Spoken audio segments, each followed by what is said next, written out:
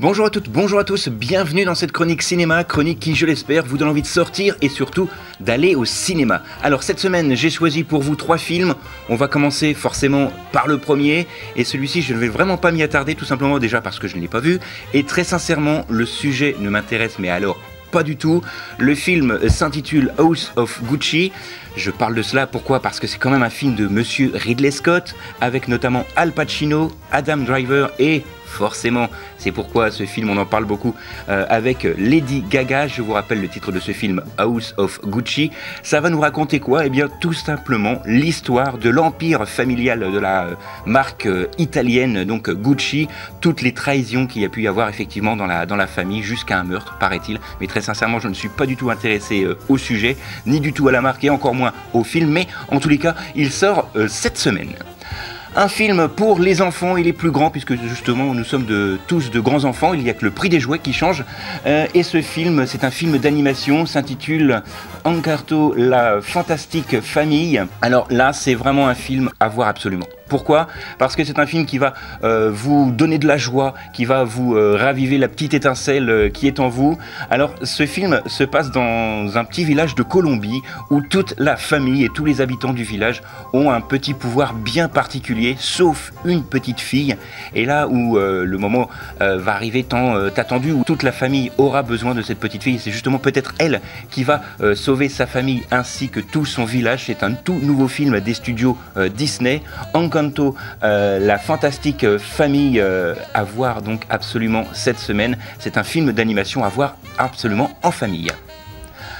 Autre sélection, alors là c'est un film où je vais essayer de m'y attarder un petit peu plus longuement. C'est le tout nouveau film de Madame Emmanuelle Berco, De son vivant, avec notamment Catherine Deneuve, Benoît Magimel, Gabriel Sara qui est également médecin, qui incarne là ici son propre rôle, il passe devant la caméra pour la première fois, et également Cécile de France. Retenez bien ce nom, on la connaît déjà, mais on y reviendra un petit peu plus en détail d'ici quelques instants, et je vous expliquerai pourquoi. Alors, ce film, De son vivant, va nous raconter l'histoire d'un jeune garçon qui est atteint d'un cancer. Donc entre le déni et l'acceptation difficile de sa maman, qui est incarnée ici par Catherine Deneuve, il va y avoir toute une approche de la maladie. Un film fort, poignant, très très bien interprété sans que ce soit dans l'exagération. Et justement, la réalisatrice par rapport à ce film De son vivant, Emmanuelle Berco, voulait avant tout faire un mélo et non pas avoir un film forcément proche de la réalité, mais un film où vous en sortirez bouleversé. Et pourquoi je parle de mélo, et on revient à Cécile de France dont je vous parlais il y a quelques instants? Tout simplement parce que Cécile de France incarne ici l'assistante du docteur Gabriel Sara, qui joue ici son propre rôle. Et il faut savoir que dans la vraie vie, ce métier d'assistante par rapport à ce médecin n'existe absolument pas. Mais le personnage de Cécile de France par rapport à cette histoire apporte vraiment beaucoup. C'est un film que je vous conseille, il est fort, il est poignant, il est bouleversant, il est formidablement bien interprété. Et il s'intitule De son vivant. Et vous qui êtes fan des films, donc peut-être d'Emmanuelle Berco, elle s'éloigne un petit peu des films dont elle a pu faire habituellement, qui étaient criants de vérité. Là, on s'écarte un tout petit peu vers le mélo, mais sans tomber dans le pathos. C'est vraiment un film extraordinaire que je vous conseille. Encore une fois le titre, parce qu'on ne le répétera jamais assez, De son vivant. Voilà, ça ce sont mes 3 seules sélections au cinéma cette semaine. Vous le savez, on parle également sortie dans cette chronique qui s'appelle désormais le rendez-vous des spectateurs. Et si vous aimez comme moi le gospel, je vous emmène dimanche 5 décembre à l'église de Pont-Faverger-Moronvilliers, donc à une trentaine de kilomètres de Reims, où vous allez pouvoir découvrir ou redécouvrir la troupe Les Citrons Bleus, qui vont interpréter dans cette très très belle église à la limite des Ardennes, hein, donc à Pont-Faverger, du gospel a cappella le dimanche 5 décembre 2021.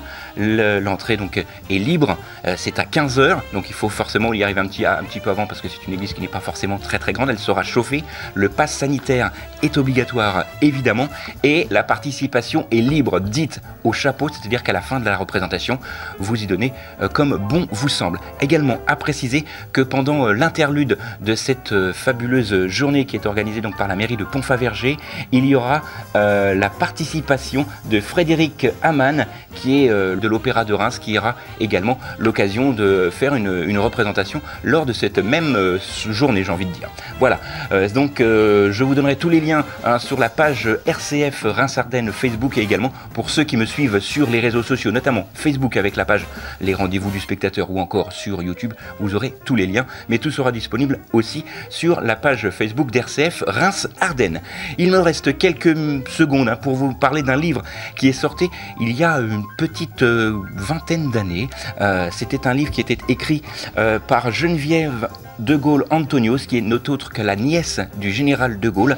Et dans ce récit, qui est vraiment très court, qui fait un petit peu moins de 100 pages, elle va nous raconter son histoire et pourquoi elle en est arrivée au destin que l'on connaît, puisqu'elle était résistante avant d'avoir été déportée à Ravensbrück.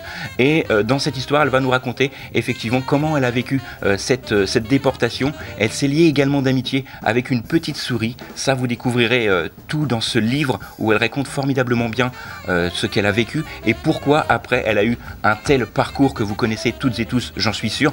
Alors c'est un livre, moi, que je ne connaissais pas du tout. Il est sorti il y a une petite vingtaine d'années, en 1900, fin des années 90. Le livre s'intitule La Traversée de la nuit. C'est écrit par Geneviève de Gaulle Antonios. C'est à découvrir. C'est un livre, pourquoi? Déjà parce qu'il est très court, il est formidablement bien écrit, et c'est un livre bouleversant. Pour moins de 5 €, vous ne perdrez pas votre argent. Et ce livre est disponible dans mes 2 librairies préférées à Reims, et vous le savez lesquelles elles sont. Tout d'abord, la librairie Rougier, place d'Erlon à Reims, mais également à la librairie Avenue Jean Jaurès, la librairie Amaury. Voilà, c'est tout pour cette semaine. Nous, on se retrouve donc la semaine prochaine, même endroit, même heure. Je vous rappelle quand même les films qui ont retenu mon attention cette semaine. House of Gucci, avec effectivement Al Pacino et Lady Gaga, qui nous raconte l'histoire de la fabuleuse histoire Gucci. On a parlé également de Son Vivant, un film de Madame Emmanuelle Berco avec Catherine Deneuve, Benoît Magimel notamment dans les rôles principaux, et également Encarto, effectivement un film d'animation à voir pour toute la famille. Voilà, c'est tout pour cette semaine. Nous, on se retrouve la semaine prochaine, même endroit, même heure. D'ici là, sortez, allez au ciné, et n'oubliez pas qu'un bon film, ça se voit surtout au cinéma.